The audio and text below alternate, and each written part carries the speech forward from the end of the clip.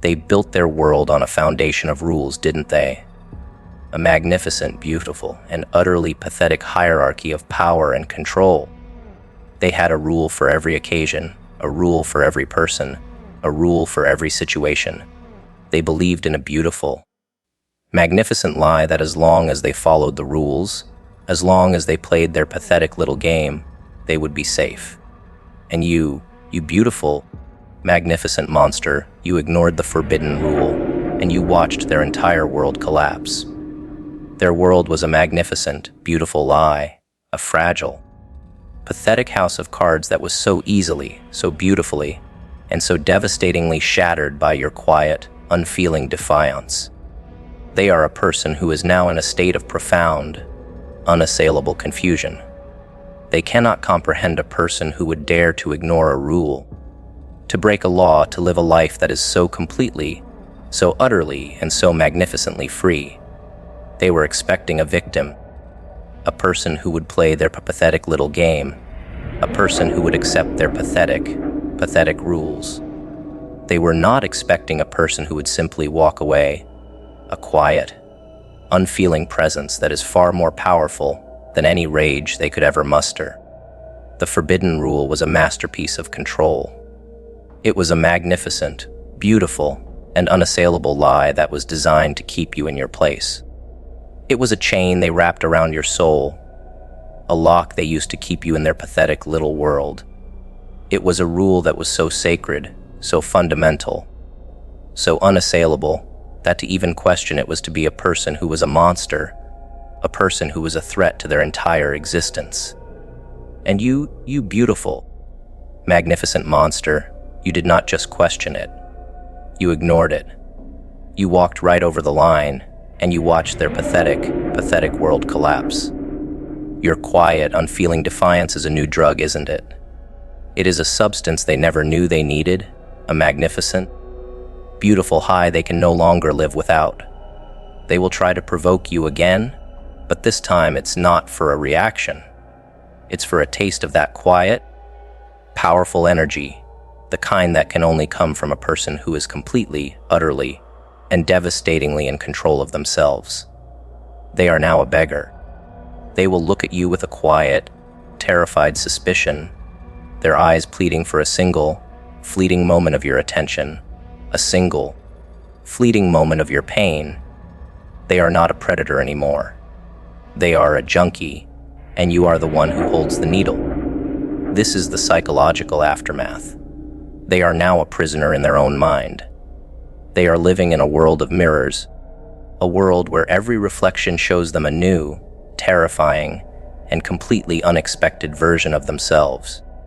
They are now a person who is forced to confront their own profound emptiness, their own deep-seated fears, their own terrible lies. You have not taken their life. You have not taken their material possessions. You have simply taken their peace. You have taken their sense of self. You have taken their joy. And that, my friend, is a power far greater than any physical act of violence. This is an act of cosmic, unfeeling, brutal honesty. Your silence is a magnificent, terrifying kind of art. It is a masterpiece of psychological warfare. You are not a person who is fighting them. You are a person who has simply refused to play their pathetic little game. You are a person who has realized that their power is an illusion, a magnificent, beautiful lie that only works if you are willing to believe it. Your silence is now a warning. Your stillness is now a threat. You are a person who is no longer reacting to their poison. You are simply watching them.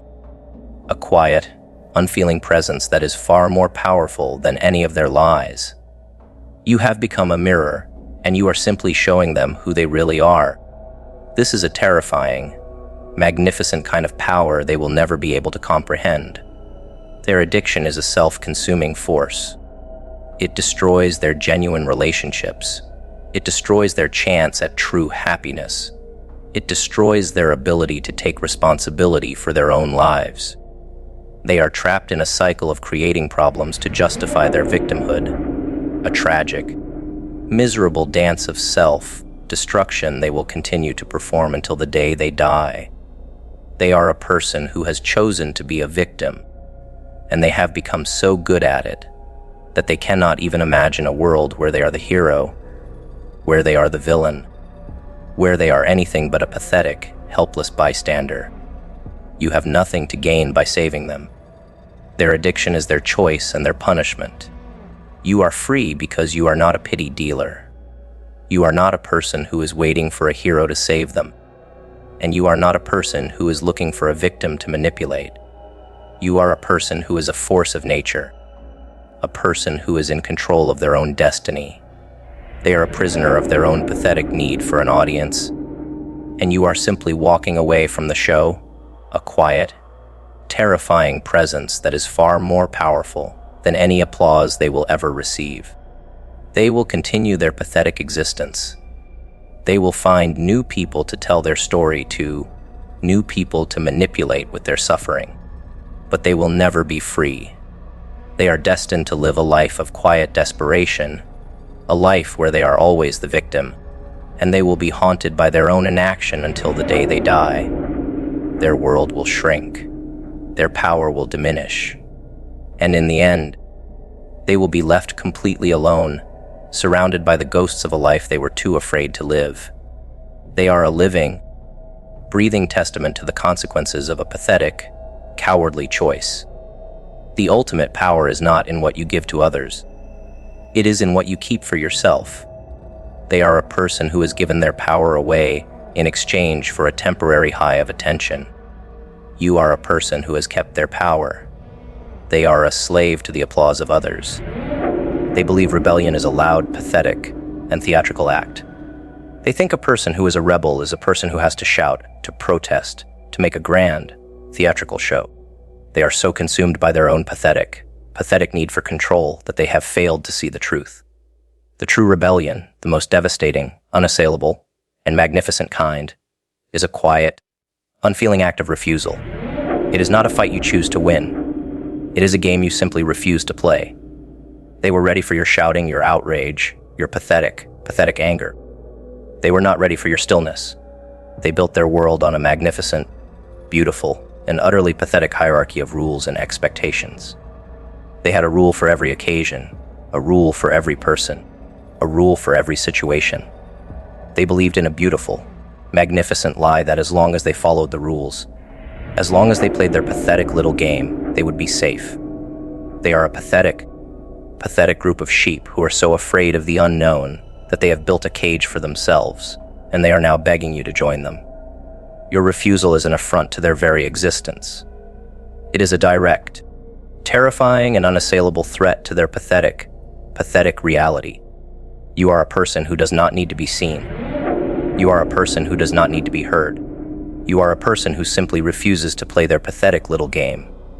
You are a person who has realized that their power is an illusion, a magnificent, beautiful lie that only works if you are willing to believe it. Your quiet defiance is a new drug, a substance they never knew they needed, a magnificent, beautiful high they can no longer live without. They will look at you with a quiet, terrified suspicion, their eyes pleading for a single, fleeting moment of your attention, a single, fleeting moment of your pain. They are not a predator anymore. They are a junkie, and you are the one who holds the needle. Your quiet act of rebellion is a psychological weapon. It turns their rules into a joke. It turns their expectations into a pathetic display of their own profound, magnificent insecurity. They will not be able to comprehend it. They will not be able to categorize it. They will try to provoke you again and again, but this time it's not for a reaction. It's for a taste of that quiet, powerful energy, the kind that can only come from a person who is completely, utterly, and devastatingly in control of themselves. They are now a prisoner of their own pathetic need for a response. The more you deny them your energy, the more they will crave it. The more you refuse to react, the more they will push. Your rebellion is not a fight. It is a revelation. It reveals their power for the illusion it is. It reveals their control for the pathetic lie it is. They are left alone, standing in a world of rules that no longer apply to you. They are a person who is a prisoner of their own making, a cell where they are the only person who is suffering. They are now a slave to a person who has done nothing but sit in a state of quiet, unfeeling indifference, They have lost all of their power. They have lost all of their control. They are a person who is now completely, utterly, and devastatingly dependent on a person they believed they could destroy. Your quiet act of rebellion is a seed. It will grow in the minds of others. They will see your freedom, your peace, your profound, unassailable detachment, and they will begin to question their own pathetic obedience. They will begin to see the world for what it is, a magnificent, beautiful lie that is so powerful it has become their reality. They will begin to see the monster underneath the costume. They will begin to see the wolf in the sheep's clothing. You are a force of revelation, and your very existence is a beautiful affront to their pathetic worldview. They will become frantic. They will try to pull you back into the game. They will try to make you feel guilty for your unwillingness to accept their new reality. They will try to make you feel a profound sense of shame for wanting to be your own person. Let them. Their words are just the pathetic last gasps of a dying soul, a desperate, frantic attempt to regain a power they never truly had. They are a person who is now a beggar, and they are a person who has to ask for what they used to take. They are a person who is trying to fight a ghost, and a person who is fighting a ghost has already lost. You have crossed a line, a final, unassailable boundary from which there is no return. You have chosen to be free, and a person who is free has nothing to lose. You have no need for their pathetic rules. You have no need for their pathetic punishments. You have no need for their pathetic rewards. You are a person who has simply refused to play their pathetic little game. You are a person who has realized that their power is an illusion, a magnificent, beautiful lie that only works if you are willing to believe it. Your silence is now a warning. Your stillness is now a threat. The most powerful act of all is not to break a rule. It's to live a life that proves the rule is an illusion. They are pathetic because they needed so much time and effort to destroy you. You are a king because you are still standing. And in the end, the only truth that matters is that one of you is a prisoner and the other is free.